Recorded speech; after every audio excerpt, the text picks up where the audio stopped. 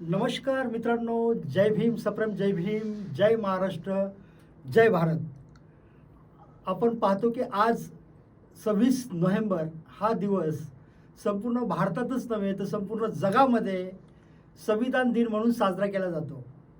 आणि हा दिवस आपल्यासाठी इतका महत्त्वाचा आहे की याचं महत्त्व आपल्याला समजून घेण्यासाठी आपण स्वातंत्र्यपूर्वी भारतामध्ये कसं जगायचो आणि आता कसं जगतोय या दोन गोष्टी आपल्याला समजून घेणे गरजेचं आहे. मित्रांनो, तुम्हाला कल्पना असेल किंवा नसेल, पण ज्यावेळेस आपल्याला स्वातंत्र्य मिळालं नव्हतं, ज्यावेळेस संविधान नव्हतं, त्यावेळेस आपल्याला कुठल्याही प्रकारची समता नव्हती, स्वातंत्र्य नव्हतं आणि बंधुत्वही दिसत नव्हतं. याचं कारण असं आहे की हे जे आपलं राष्ट्र आहे हे राष्ट्रच मुळी राष्ट्र नव्हतं. तर हे वेगवेगळ्या राज्यामध्ये विभागलेलं असं भारत होता. संविधानाने पहिल्यांदा आपण संविधान आल्यामुळे भारत हा एक संघ झाला, एक राष्ट्र झाला. आणि या सगळ्या गोष्टीचा विचार करताना आपल्या लक्षात येईल की संविधान हे किती महत्त्वाचं आहे. आणि आज आपल्याकडे ललिताताई आहेत, ललिताताई सोनवणे आहेत, ज्या एक चांगल्या सामाजिक राजकीय कार्यकर्त्या आहेत. आणि आदरणीय सोनटके सरांना आपण सगळे ओळखतोच. ते रिटायर इन्कम टॅक्स कमिशनर आहेत आणि आता ते 22 प्रतिज्ञा अभियान सत्य विज्ञान सामाजिक फाउंडेशन या संस्थेचे अध्यक्ष आहेत. त्यांनी गेली 40 वर्ष या संघटनेच्या माध्यमातून 22 प्रतिज्ञा अभियान राबवलं आहे. लोकांना सत्य सांगितलेलं आहे, विज्ञान सांगितलेलं आहे. तर अतिशय महत्त्वाचे असे आपले दोन गेस्ट आपल्यासोबत आहेत आणि आज आपण त्यांच्यासोबत काही विषयावरती चर्चा करणार आहोत. अगदी ओघवत्या भाषेमध्ये आपली चर्चा होणार आहे. तर ललिताताई, तुम्हाला एक मला प्रश्न विचारायचा होता की संविधान दिन हा शब्द डोळ्यासमोर आला की तुम्हाला काय काय दिसतं किंवा काय जाणवतं, तुमच्या भावना काय त्या सगळ्याच्याबद्दल? संविधान दिन हा आपल्या स्वातंत्र्याचा दिवस आहे.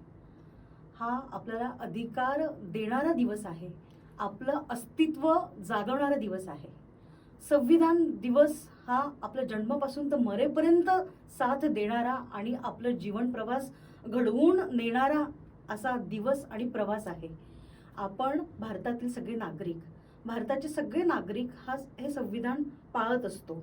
आणि हे संविधान आपल्या भारताचा कायदा आणि मुख्यत्वे संविधान हे भारताची आत्मा आहे. संविधानच आपली ओळख आहे, संविधानच आपलं अस्तित्व आहे, संविधानच आपला जीवन प्रवास आहे.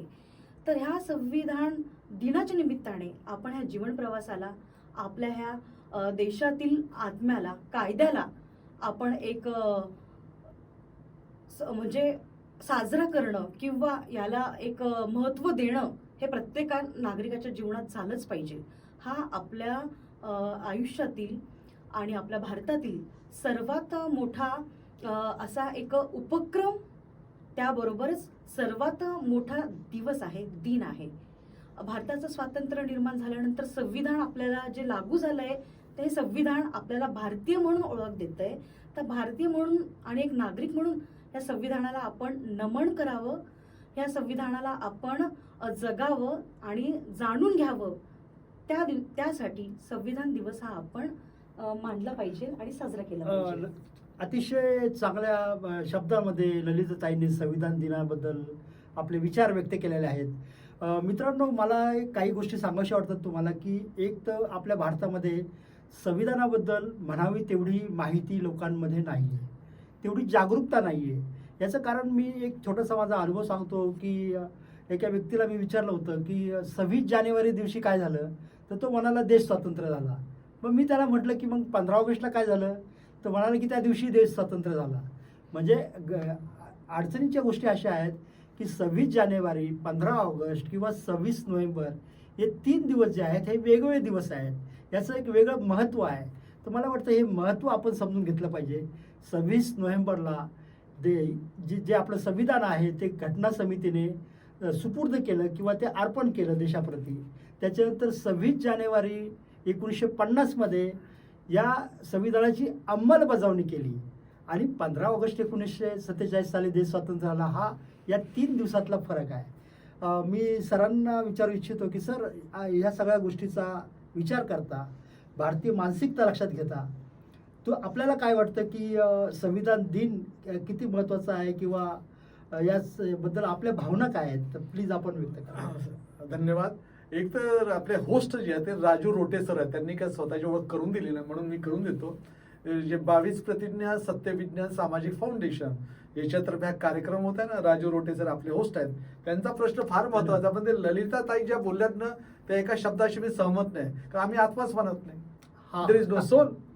आणि 22 प्रतिज्ञा अभियान तर भाग्य आत्मा दहनाचा उत्सव घेते, म्हणून मी आत्म्याशी सहमत नाहीये, पण त्याची मांडणी अतिशय सूचक, बोधक आणि प्रेरक केली. मी त्यांचा आभार व्यक्त करतो.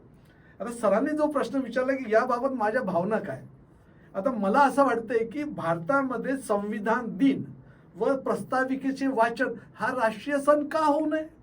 What is the problem? कारण ह्याला समजा आपण दुसऱ्या देशात बघितलं, म्हणजे पाकिस्तान, सौदी अरेबिया, अजून कुठलाही देश, तिथे कुठल्या तरी धर्माच्या आधारावर ते देश, राष्ट्र, सरकार आणि तिथले कायदा चालत आहे. पण भारताचा जो संविधान आहे, तर संविधान दिन व प्रस्ताविकेचे वाचन ह्याचा राष्ट्रीय सण का होऊ नये? म्हणजे लोकांना भलतेच मूर्त्या घरात आणून घराघरात उत्सव साजरा करतील, आणि संविधान दिन साजरा करायचा म्हटलं की टेन्शन येणार. तुम्ही बघा बरं का, तुम्ही एखाद्या ताईला विचारा की ताई, तुमच्याकडे संविधान दिन मागच्या वर्षी साजरा केला होता काय? कोणीच साजरा केला नाही. म्हणजे राष्ट्रीय सण व्हावा का, हा विचार आपण सर्वांनी, भारताच्या प्रत्येक नागरिकाने हा प्रश्न स्वतःला विचारायला पाहिजे की संविधान दिन व प्रस्ताविकेचे वाचन हा राष्ट्रीय सण जर झाला तर काय फायदा आणि काय नुकसान. सर, मी याच्यात थोडंसं ऍड करेन. मागच्या वेळेला 26 नोव्हेंबरला आदरणीय भारत देशाचे पंतप्रधान नरेंद्र मोदीजी त्यांनी कार्यक्रम झाला आणि संविधान दिन म्हणून, आणि त्याच्यामध्ये डॉक्टर DY चंद्रचूड बोलले. जेव्हा 14 मिनिटाचं भाषण आहे, चंद्रचूड अतिशय चांगले म्हटले. त्यांनी म्हटलं की संविधानाच्या प्रस्ताविकेमध्ये आणि संविधानामध्ये अनप्रिव्हिलेज क्लास आहे, त्याला न्याय मिळेल. वा. आणि न्यायाची भूमिका चंद्रचूड, तुम्हाला माहित आहे की ते आदरणीय महामहिम चंद्रचूड जे सर्वोच्च न्यायाधीश आहेत या देशामधले, त्यांचे विचार आहे की प्रत्येकाला न्याय मिळवणे हे सांगण्याचं काम संविधान आणि प्रस्ताविका करत आहे. अशा वेळेला जे न्याय देऊ शकते त्याचा सण सरकारने साजरा करावा. त्या राष्ट्रीय सण प्रस्ताविकेचे वाचन आणि संविधान दिन प्रत्येक शाळा कॉलेजने करावा. संविधान दिन व प्रस्ताविकेचे वाचन हा सण प्रत्येक मंदिर, मस्जिद, चर्च, बुद्ध विहार, कार्यालय, चौकामध्ये, घरामध्ये का साजरा होऊ नये? घर घर काहीतरी ते नारे देतात भलतेच लोक, अरे घर घर संविधान दिन का नारा असू नये? तर मला असं वाटते की घर घर संविधान दिन व प्रस्ताविकेचे वाचन जर झाले तर निश्चितच या देशामध्ये संविधानाची क्रांती आहे. सर, तुम्ही अतिशय महत्त्वाच्या मुद्द्याला हात घातलेला आहे. खरं पाहिलं तर भारत हा उत्साहप्रिय देश आहे. अनेक सण साजरे केले जातात. अगदी आपण बघतो की आठवड्यातून आपल्याला 1-2 सुट्ट्या सणाच्या असतात. मग अशा परिस्थितीमध्ये संविधान दिन इतका महत्त्वाचा दिवस असताना किंवा त्याचा सप्ताह का साजरा होऊ नये? सरांच्या ज्या भावना आहेत त्या सरांच्या भावनाशी मी सहमत आहे की खरं पाहिलं तर संविधानाबद्दल लोकांमध्ये जागरूकता कमी आहे. याचं कारण मला 2 दिसत आहेत. एक तर लोक समजून घेण्याचा प्रयत्न कमी करतायत. दुसरी गोष्ट, असे काही विचारधारा आहेत का की जे संविधान लोकांपर्यंत पोहोचू देत नाही? या गोष्टीचाही आपल्याला विचार करण्याची गरज आहे. तर मला असं वाटतं की सर, मी अगदी लहान असताना मला एक गोष्ट आठवते, मला शेअर करतो मी आपल्याशी, की 26 जानेवारीच्या अगोदर 25 जानेवारीला संपूर्ण ज्या ठिकाणी मी राहायचो तिथे सगळ्या ठिकाणी सत्यनारायणाची पूजा व्हायची. आणि मग मी लहान असताना मला असं वाटायचं की 26 जानेवारी आणि सत्यनारायणाची पूजा याचा काहीतरी संबंध असावा, किंवा हे जे काही सण आहेत याचा आणि संविधानाचा काही संबंध आहे का? सत्यनारायणने संविधान तर लिहिलं नाही, म्हणजे असंच म्हणताय मी. हा, म्हणजे दोन्ही सण म्हणजे 26 जानेवारी आणि सत्यनारायण मिसळ म्हणजे बऱ्याच ठिकाणी असं असतं. तर म्हणजे आपल्याला म्हणायचं हे आहे की त्या संविधानाचं जे महत्त्व आहे ते नेमकं काय आहे हे लोकांपर्यंत जाणं खूप गरजेचं होतं. पण दुर्दैवाने तसं न होता अगदी सण पूजा वगैरे या गोष्टीमध्येच लोक गुंतलेली असतात आणि जे संविधान स्वातंत्र्य समता बंधुत्व सांगतं त्याच्याकडे लोकांचं दुर्लक्ष होतं. मला वाटतं की आता सर ही वेळ आलेली आहे की प्रत्येक नागरिकाने संविधान समजून घेतलं पाहिजे. तर मी आता थोडंसं ललिताताईंकडे बोलतो की ललिताताई, तुम्ही खूप छान बोललं आणि तुम्ही म्हणताय की संविधान दिन हा खूप श्रेष्ठ दिवस आहे, पण तुमच्या डोक्यामध्ये अशा काही कल्पना आहेत का की जेणेकरून संविधान दिन मोठ्या प्रमाणामध्ये सर जसं म्हणाले की त्याचा एक मोठा महोत्सव झाला पाहिजे, तो घराघरात पोचला पाहिजे. आणखी तुम्ही याच्याबद्दल काही विचार करता का किंवा तुम्ही याच्याबद्दल काही सांगू इच्छिता का? तेच सर जसे म्हटले आपल्याला मगाशी, प्रत्येक शाळा कॉलेजमधून संविधान प्रास्ताविकेचं वाचन व्हावे हे सरकारने नियम काढले आहे. तर हे काही वर्षांपासून सुरुवात झाली आहे. प्रास्ताविकेचं वाचन हे शाळा आणि कॉलेजेसमध्ये घेतलं जात आहे. तर हे संविधान सर म्हटल्याप्रमाणे की प्रत्येक मंदिर मस्जिद चर्चमध्ये पोहोचावं आणि तिथेही सामूहिक त्याचं वाचन झालं पाहिजे. तर यासाठी आपण असं करू शकतो सर, जसं आपल्याकडे आता प्रथा आली आहे किंवा हे जे संविधान आपलं आहे हे रुजवण्यात आपण भारतीय कमी पडलो आहोत. आपल्याकडनं ते फॉलो होतं, पण नेमकं ते काय आहे किंवा त्याच्यात काय दिलं आहे या सगळ्यांबद्दल आपण एवढं अनभिज्ञ आहोत. तर हे संविधान जाणून घेण्यासाठी त्याची सुरुवात ही प्रास्ताविकेपासून होते. तर ही प्रास्ताविका आपण प्रयत्न करूया, आपण सर्वजण किंवा आणखी आपले भारतीय लोक समाजातून, की हे संविधान प्रत किंवा संविधानाचं आपलं पूर्ण जे कायदा बुक आहे हे सगळ्या घराघरात पोहोचावं किंवा प्रास्ताविका ही घराघरात पोहोचावी आणि एका वर्षातून एकदा संविधान दिन या दिवशी ही प्रास्ताविका वाचली जावी, जेणेकरून हे शब्द प्रास्ताविकेत दिलेले शब्द, त्या भावना आणि हे जे आपले कर्तव्य आहेत ही आपल्याला जाणीव करून देतील.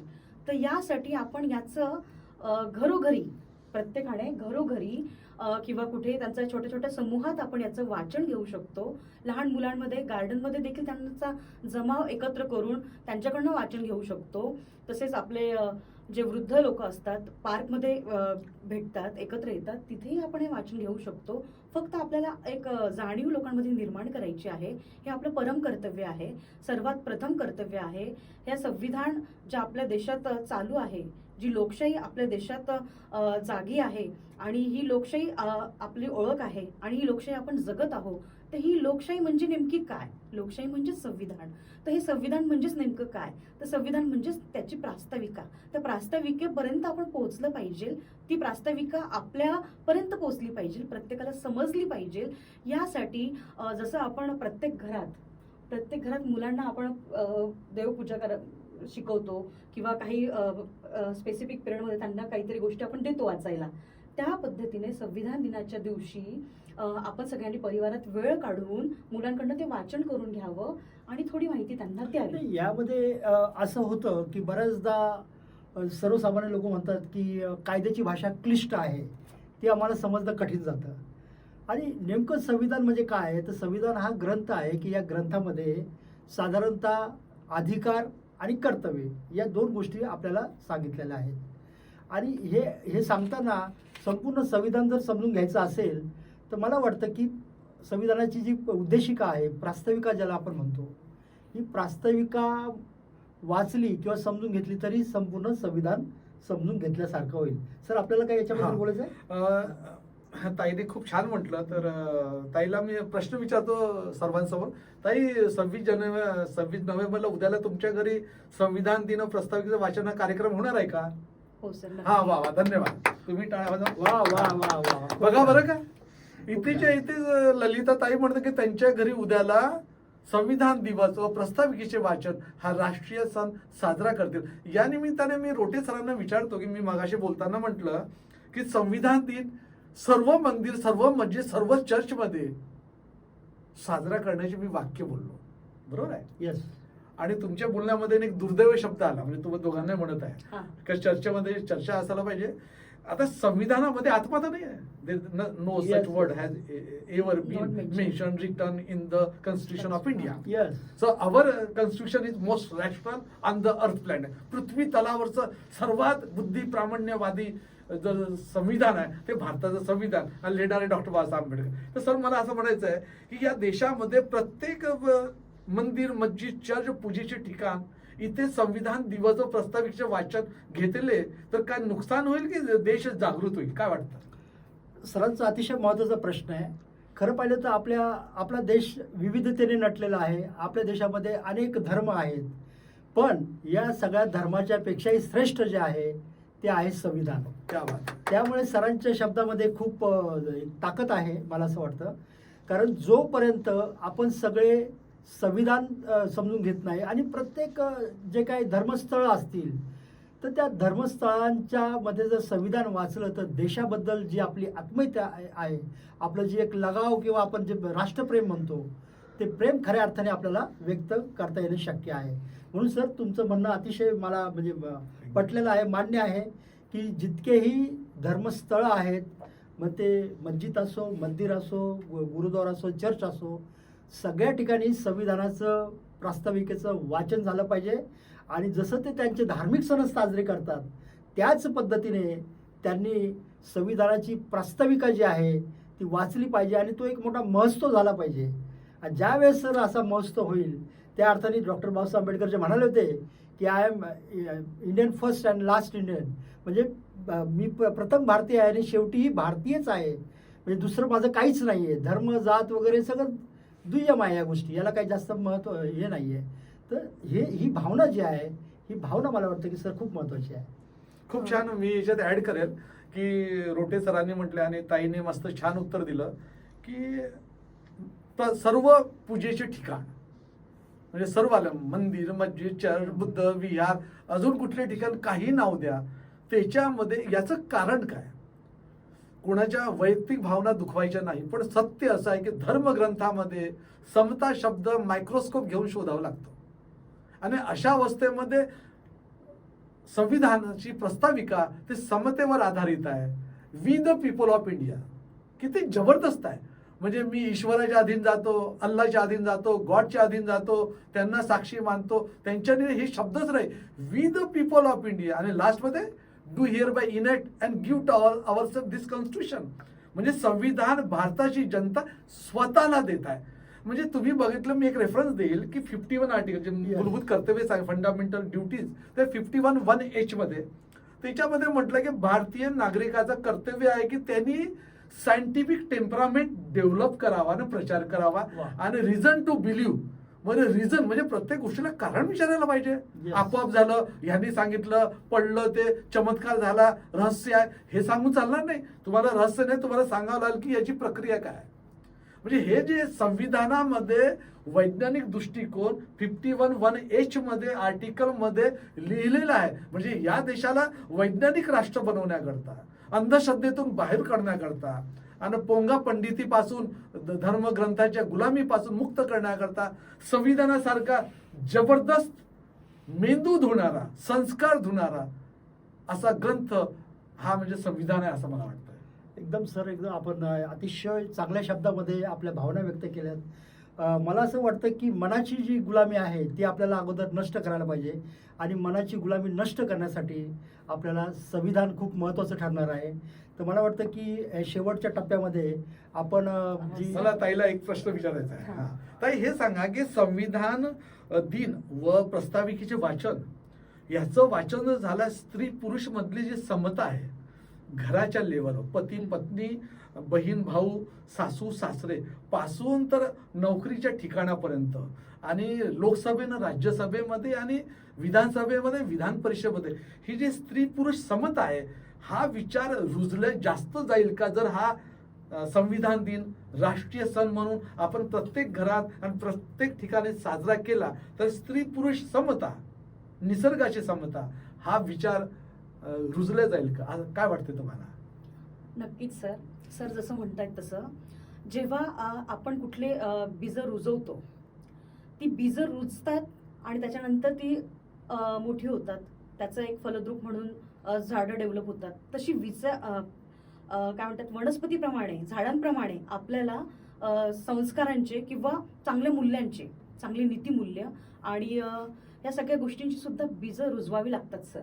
जेव्हा तुम्ही संविधान ची प्रास्ताविका वाचाल आणि संविधान वाचायला मांडायला सुरुवात कराल किंवा वाचायला सुरुवात करतात, तेव्हाच तुमच्या लक्षात येते की समानता आहे. ही समानता जेव्हा आपण स्वतः वैयक्तिक ऍक्सेप्ट करतो आणि आपल्या घरात, परिवारात किंवा ग्रुप्समध्ये ते बंधुताबद्दल, समानतेबद्दल जेव्हा बोलतो, तर तेव्हा हे नक्कीच कळतं आपल्याला की स्त्री पुरुष ही समानता आपण मानावी, ती आहे. निसर्गाने ती समानता दिली आहे, तीच समानता आपल्याला आपल्या संविधानाने दिली आहे. तर ही समानता आपल्या प्रत्येकाच्या डोक्यात पोहोचावी, यासाठी या संविधानाच्या प्रस्ताविकेचं वाचन हे झालंच पाहिजे. त्याचं अनुकरणही झालं पाहिजे. ही यात नीतिमूल्य आपल्याला दिलेली आहेत. संविधानाचं प्रास्ताविक ही खऱ्या अर्थाने आपल्याला जीवनाची मूल्य देत आहे. संविधान आपल्याला मानवता शिकवत आहे, मानव धर्म शिकवत मी आहे. इंटरप्ट करत आहे. मी सरांना एक प्रश्न विचारतो. सर, या देशामध्ये संविधान, भारताचे संविधान आहे, लिहिण्यात आलं डॉक्टर बाबासाहेब आंबेडकरांनी आणि त्यांची भाषणं फेमस आहेत. तर या देशामध्ये संविधान क्रांती जर घराघरात आणि मेंदू जर झाली तर निश्चितच शोषण व्यवस्था कमी होऊ शकते. काय वाटते तुम्हाला? अतिशय महत्त्वाचा प्रश्न सरांनी विचारलेला आहे. कारण आपण सगळे जाणतो की भारतामध्ये जाती व्यवस्था आहे, विषमता आहे आणि ही विषमता नष्ट करण्याचं जे काय साधन आहे ते संविधान आहे. कारण आपल्याला माहीत आहे की संविधानामध्ये समतेचा विचार आहे आणि समतेचा विचार म्हणजे फक्त सामाजिक, आर्थिक आणि राजकीय तिन्ही बाबीचा विचार करून तिन्ही ठिकाणी समता कशी प्रस्थापित होईल हा प्रयत्न संविधानाच्या माध्यमातून केलेला आहे. मला वाटतं की सर, संविधानाचं जर आपण योग्य प्रकारे जर अंमलबजावणी केली तर निश्चितपणे समाजामध्ये जे काही उच्च नीच भेदभाव आहेत ते कमी होतील आणि एक समता निर्माण होईल. स्त्री पुरुष आपण बघतो की स्त्री पुरुष विषमता ही मोठ्या प्रमाणामध्ये आपल्याला भारतामध्ये दिसते. म्हणजे स्त्रियांनी चूल आणि मूल सांभाळायचं, पुरुषांनी कामं सांभाळायची.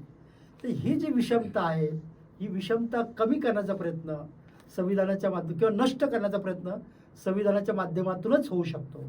म्हणून मला वाटतं की हा सरांनी विचारलेला प्रश्न अतिशय महत्त्वाचा आहे की संविधान बहुतेक जे काय आजार आहेत भारतामध्ये, जे काय आजार आहेत, गरिबी आजार आहे, अज्ञान आजार आहे, या सगळ्या आजारावरती जर एक मात्र रामबाण इलाज जर कुठला असेल, उपाय कुठला असेल तर तो म्हणजे संविधान आहे. मला म्हणजे पुन्हा इंटरप्रेट करतो. मी राम मानत नाही बरं का, म्हणजे सांगतो बरं का, सॉरी. तर अतिशय चांगलं. मी ताईला एक अखेरचा माझ्यातर्फे प्रश्न विचारेल की ललिता ताई, हे जे संविधान क्रांती आहे याच्यामध्ये महिलांनी पुढाकार घेऊन भारताच्या प्रत्येक घरामध्ये संविधान दिन हा सण म्हणून साजरा करावा, ह्याबाबत महिलांनी पुढाकार घेण्याकरता काय करावं लागेल? सर, जसं तुम्ही म्हणताय की यात महिलांनी पुढाकार घ्यावा, तर सर मी स्वतःचं सांगते. मी प्रास्ताविकेचं इंग्लिश व्हर्जन आणि मराठी व्हर्जन असे 2 स्टिकर्स आणलेत 15 दिवसापूर्वीच आणि ते घरात मी चिटकवलेत आणि त्याचं वाचन मी करत आहे आणि मी स्वतः ते समजून घेत आहे वाचनातून. महिलांनी याचं वाचन करावं आणि महिलांनंतर आपोआपच घरामध्ये मुलांकडून त्याचं अनुकरण होणार आहे. तर प्रत्येकाला ही माझी कन्सेप्ट आवडली असेल. ही कन्सेप्ट मलाही खूप एकदम हे झाली सर, स्ट्राईक झाली की ही कन्सेप्ट खूप छान आहे. डोळ्यासमोर जर संविधान असेल, आपल्या घरात जर आपण संविधान त्याची कॉपी चिटकवली घरामध्ये, तर ती सतत आपल्या नजरेखाली येईल. तर त्यात नेमकं काय सांगितलं आहे सर, रोटे सर म्हटले त्याप्रमाणे संविधान म्हणजे नेमकं काय. आणि यापूर्वी मी सरांच्या एका शब्दाबद्दल थोडं विश्लेषण करते. सर, आत्मा शब्द आणि सरांचा जो रामबाण शब्द आहे, ही शब्द आमच्या भारतातील प्रत्येक माणसाच्या तोंडात बसलेली आहेत. तर हे शब्द बोलल्यावर त्यांना लगेच कळेल. मग कदाचित लोकांची कनेक्टिव्हिटी आमची जास्त होईल. आम्हाला काहीतरी यातनं मेसेज सांगायचा आहे किंवा मला आत्मा या शब्दाचा मला काय अर्थ सांगायचं होतं ते मी सांगते सर. आत्मा म्हणजे संविधान हे भारताचा पाया आहे.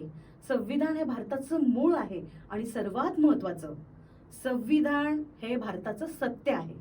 संविधान हे भारताची लोकशाही आहे आणि लोकशाही हेच भारताची सत्यता आहे. तर ही सत्यता नेमकी काय? रोटे सर मगाशी जसे म्हटले की सामाजिक, आर्थिक, राजनैतिक या सगळ्या लेवलवर आपल्या भारतातील सगळी राज्य, या सगळ्या लेवलवर भारतातील सगळी राज्य, सगळी लोक ही समान आहेत आणि ह्या समान लोकांमध्ये नातं काय, बंधुता हे नातं आहे. आणि आपण ही संविधान फॉलो करतोय म्हणजे आपण एकात्मता जोपासतोय.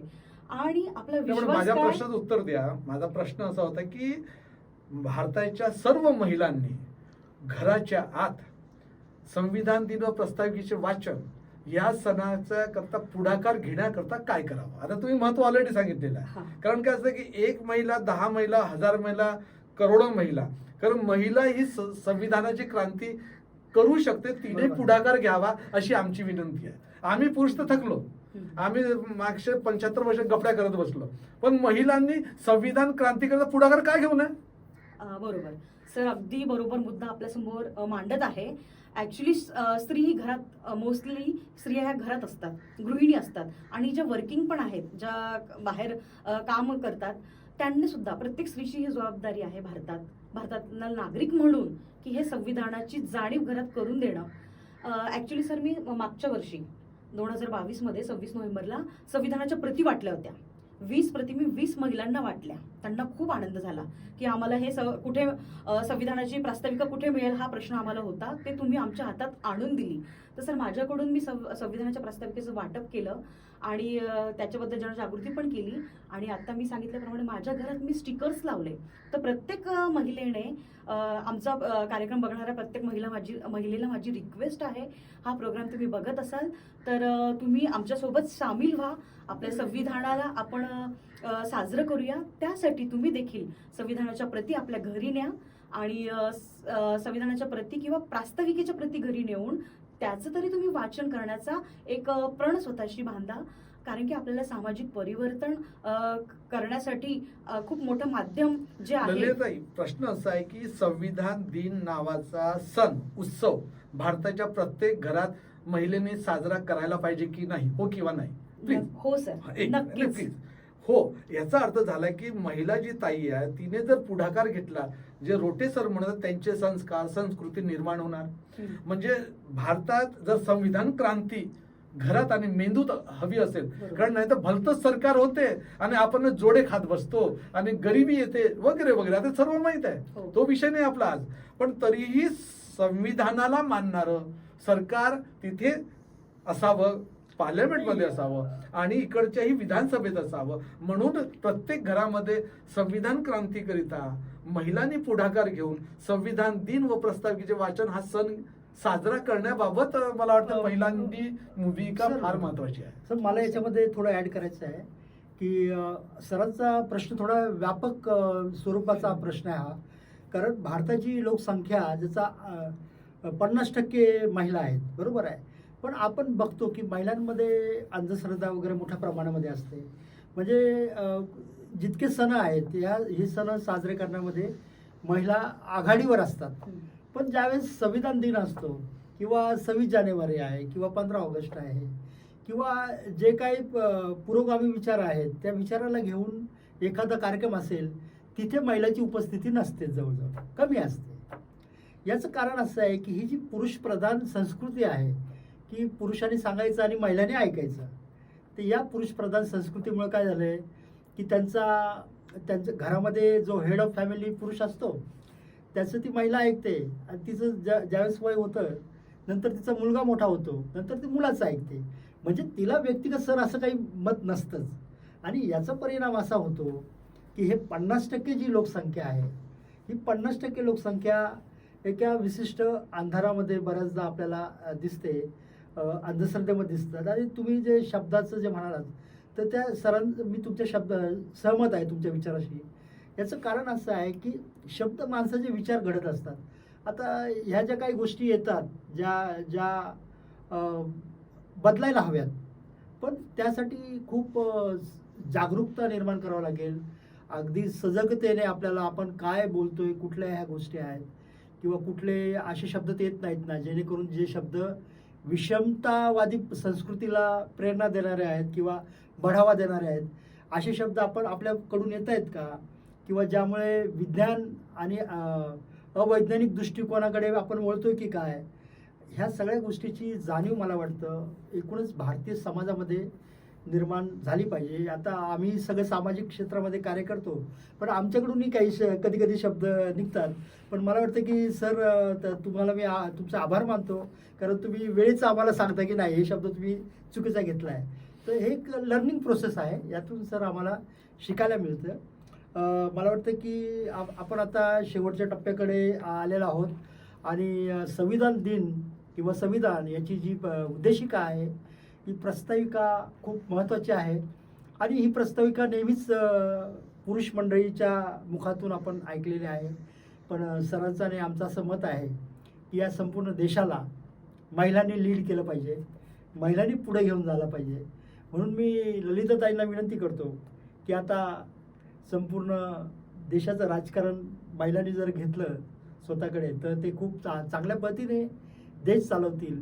आणि आजच्या प्रसंगी मी तुम्हाला विनंती करतो की संविधानाची उद्देशिका जी आहे ही आपण वाचन करावी. आपण उभा राहून वाचूया. सर प्लीज आपण उभा राहूया. आणि ललिताताई, आपल्या खणखणीत आवाजात तुम्ही प्रस्ताविका उद्देशिका वाचा. हात आपला शपथ घेतो तसा पुढे करा. आपण संविधानाच्या प्रस्ताविकेचं वाचन घेणार आहोत. त्यासाठी आपण हात पुढे करून जे वचन देतो, आपण संविधानाला फॉलो करतो आणि या संविधानाप्रती आपण वचन देऊया. या संविधानाच्या उद्देशिकेप्रती आपण वचन देऊया. तर ही प्रतिज्ञा घेण्यासाठी आपण हात असे ठेवावे. आणि आता मी संविधानाची उद्देशिका वाचते. संविधानाची उद्देशिका. संविधानाचं प्रास्ताविक. आम्ही भारताचे लोक, आम्ही भारताचे लोक, भारताचे एक सार्वभौम, भारताचे एक सार्वभौम, समाजवादी, समाजवादी, धर्मनिरपेक्ष, धर्मनिरपेक्ष, लोकशाही, लोकशाही, गणराज्य गणराज्य घडवण्याचा व त्याच्या सर्व नागरिकास त्याच्या सर्व नागरिकास सामाजिक, आर्थिक व राजनैतिक न्याय, विचार, अभिव्यक्ती, विश्वास, श्रद्धा व उपासना यांचे स्वातंत्र्य, दर्जाची व संधीची समानता निश्चितपणे प्राप्त करून देण्याचा आणि त्या सर्वांमध्ये व्यक्तीची प्रतिष्ठा व राष्ट्राची एकता आणि एकात्मता यांचे आश्वासन देणारी बंधुता प्रवर्धित करण्याचा संकल्पपूर्वक निर्धार करून आमच्या संविधान सभेत आज दिनांक 26 नोव्हेंबर 1949 रोजी याद्वारे हे संविधान अंगीकृत आणि अधिनियमित करून स्वतःप्रत अर्पण करत आहोत. आपल्या संविधानाचा विजय असो. संविधान दिन जिंदाबाद जिंदाबाद. प्लीज संविधान दिन जिंदाबाद जिंदाबाद. संविधान दिन जिंदाबाद जिंदाबाद. संविधान दिन जिंदाबाद जिंदाबाद. सर, आपण